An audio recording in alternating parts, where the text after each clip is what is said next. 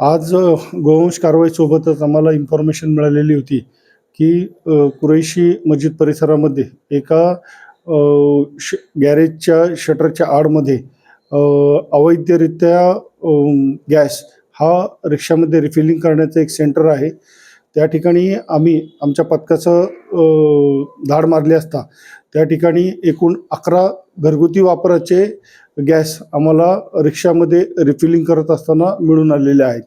त्या संबंधित रिक्षा आणि 11 गॅस हे आम्ही आणि गॅस भरण्याची मशीन हे आम्ही ताब्यात घेतलेले आहे.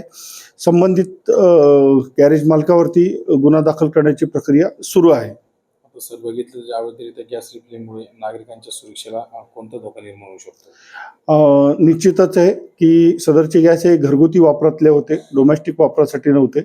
तर संबंधित गॅरेज चालकाविरुद्ध आम्ही विविध कलमे तसेच अत्यावश्यक जीवनात्यावश्यक कायद्यानुसार त्याच्यावरती कारवाई करत आहोत. इसेन्शियल कमोडिटी ॲक्ट खाली त्याच्यावर कारवाई करत आहोत. सर, बघितलं शहरात अशा प्रकारे आणखी कुठे अवैध गॅस रिफिलिंग सुरू आहे का, याची तपासणी केली जाणार आहे? निश्चितच या ठिकाणी जशी आम्हाला आता इन्फॉर्मेशन मिळाली होती त्याप्रमाणे इतर ठिकाणी असे प्रकार जर चालू असतील तर त्याच्यावर निश्चितच खुलताबाद पोलिसांकडून कारवाई केली जाईल. नवनवीन घडामोडी पाहण्यासाठी स्टार महाराष्ट्र न्यूजला सबस्क्राईब करा आणि ताज्या बातम्यांचे अपडेट मिळवण्यासाठी बेल आयकॉनला प्रेस करा आणि परिपूर्ण बातमीबरोबर रहा, इतरांपेक्षा एक पाऊल पुढे.